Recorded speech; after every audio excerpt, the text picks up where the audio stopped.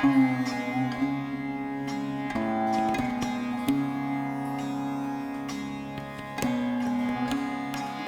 అండి, అందరికీ నమస్తే. నా పేరు విజయ్ కుమార్.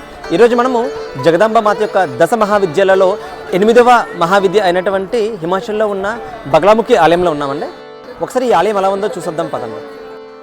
ఈ బగలాముఖి ఆలయం ఒక శక్తిపీఠం అండి. ఇక్కడ సతీమాత యొక్క లెఫ్ట్ బ్రెస్ట్ పడిందని చెప్తారు.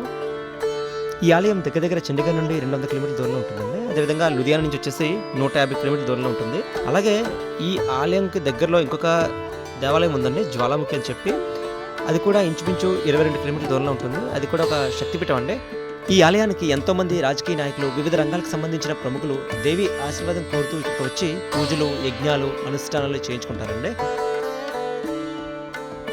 ఇది ఈ ఆలయానికి సంబంధించిన పార్కింగ్ ఏరియా. దీన్ని బట్టి మీరు అంచనా వేసుకోవచ్చండి ఈ ఆలయాన్ని ఎంతమంది సందర్శించుకుంటారో అని.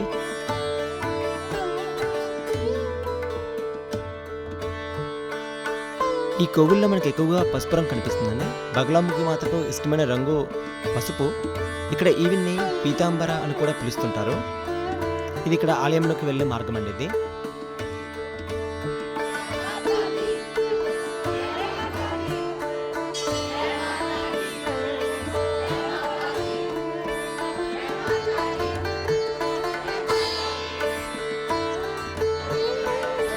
ఇదేనండి బగలాముఖి మాత యొక్క మెయిన్ కోవెల. దీనిని ఎవరు ఎప్పుడు కట్టించారన్న దానికి సరైన ఆధారాలు లేవు.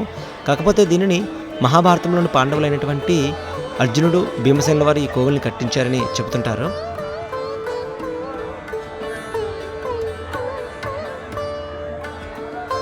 ఈ ఆలయం హిమాచల్ ప్రదేశ్లోని కాంగ్రా డిస్ట్రిక్ట్లో బాన్కండి అనే ఊర్లో ఉందండి. చండీగఢ్ ధర్మశాల NH 503 రోడ్డు పక్కన మనం ఈ ఆలయాన్ని చూడొచ్చు. మనం ఈ మందిరంలోకి అడుగుపెట్టినప్పటి నుంచి మన మనసులో ఎంతో గొప్పదైనటువంటి ఆధ్యాత్మిక భావన ఏర్పడుతుందండి.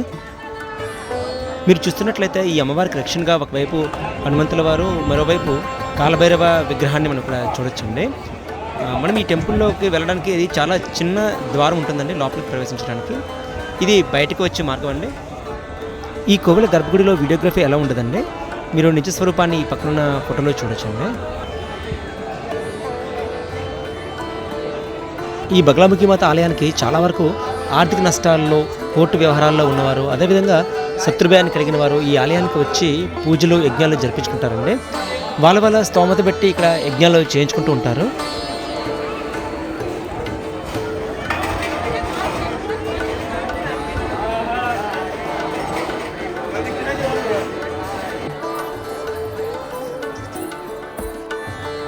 ఇక్కడ భక్తుల యొక్క విశ్వాసం అండి. ఇక్కడ కానీ యజ్ఞంగానే చేయించుకుంటే తప్పనిసరిగా ప్రతిఫలాన్ని పొందుతారని చెప్పి ఇక్కడ మీరు చూడొచ్చు చాలా యజ్ఞశాలలని.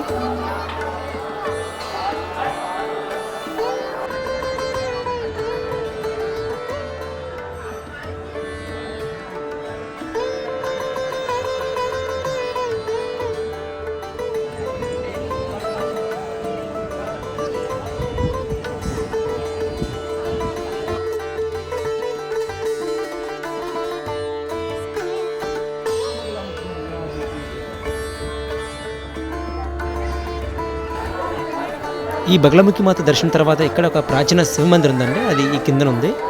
పదని దాన్ని కూడా దర్శించుకుందాం.